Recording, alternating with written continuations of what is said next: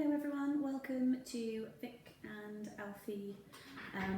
Alfie's still working remotely from home, you understand. So today we're going to talk about crate training our puppies. The crate is great, it's a safe space, it's somewhere safe that pup can go when you haven't got time to supervise, when pup may be able to be in danger in any way. The crate is a safe place for pup to go. It should be a wonderful den. So we want to have the crate that's big enough for puppy to stand up and lie down and turn around in. We should have our nice comfy bed and a water bowl at the front of the cage and the bed at the back of the cage. When Alfie was little, I had a plug-in of a Daptil in the room that he was in, and I regularly sprayed his crate with Pet Remedy, which is an aromatherapy kind of herbal, relaxing, calming spray. It does smell a bit funky, but it works really well. The Adaptil is a pheromone and it sort of smells of mum, and it can be quite comforting. The crate I put in the corner of my dining room and covered it with a blanket so it was nice and snug. You need to regularly put treats in the crate so that there's always something exciting to find. Puppy treats that are safe are the Thrive freeze-dried chicken or liver, or you can use the Cochise treats from 8 weeks of age as well. In our last video we talked about our Kongs, our puppy Kongs, and our licky mats, so good things that are safe for pup to have in the crate. So the crate is never used as a punishment, it's a safe space, and if you leave the door open you'll find that pup will take him or herself off to the crate for rest when they want to, and puppies sleep a lot, okay? And if pup takes him or herself off to the crate and has a nice little lie down, then that's absolutely fantastic, that's what we want. If pup is asleep in the crate, then we leave pup alone, okay? Particularly if you have small children in the home, they need to be trained as well. They need to be trained to leave puppy alone when pup goes off to the crate.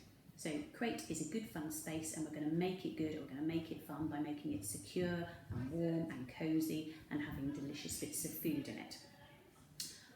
You might find for the first couple of nights that a hot water bottle safely protected so that puppy can't get scolded and can't bite the hot water bottle is good, and a ticking clock can sound like mum's heartbeat.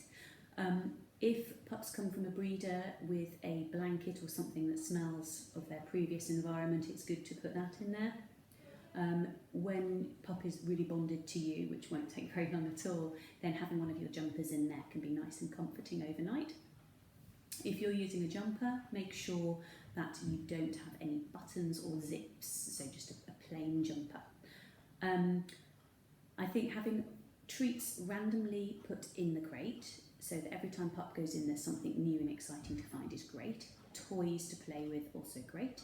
And every time you go to put pup in the crate, have a handy pot of treats nearby that you can just fling some treats in, so the pup will then follow the treats, sniffle around and get the treats, and then you can just shut the door.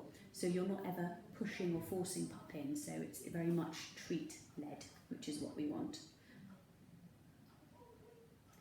If you're doing something and you can't supervise pup, and there is a danger that pup might escape out the front door or get under people's feet and get trodden on, then the crate is the safe place for pup to be.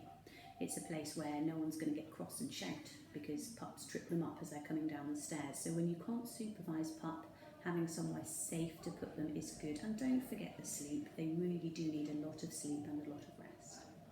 So talking of sleep, we come to night time. Now, there are lots of people that will tell you lots of different things, and you have to decide what you want to do and what you feel is right for you and not listen to anybody else, okay? So your choice for sleep is to have pup in the crate in your room with you or downstairs on their own, and that choice is yours to make. I personally had Alfie downstairs in his crate.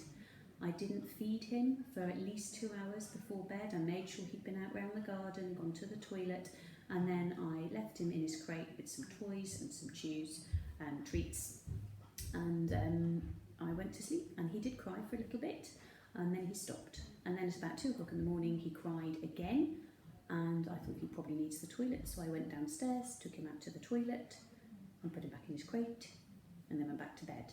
and after a few nights of that he went right the way through the night. So that was the choice that I made. Other people like to have the crate in their bedroom with them. I generally quite like sleeping, so I was quite keen to get Alfie settled as quickly as I possibly could.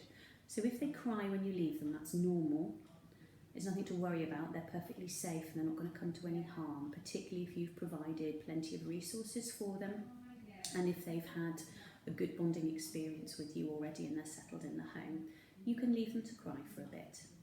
If you decide to go down to them because they're crying in the middle of the night and you think they might need the toilet, then the best thing to do is not to make a fuss, not to do too much cuddling, but just get them quite calmly out of the crate, into the garden, go into the toilet, and then back in the crate again. Again, remembering no fuss when you greet them and no fuss when you leave them. Just very matter of fact and very calm, and you'll soon find that puppy will settle very nicely in the crate for you. So I hope that helps. If you have any more questions on the topic of crates or sleeping, then please do let me know. Bye. Oh, forgot the sign off. This is Alfie the Awesome and Vicky the Vet on pause till next time.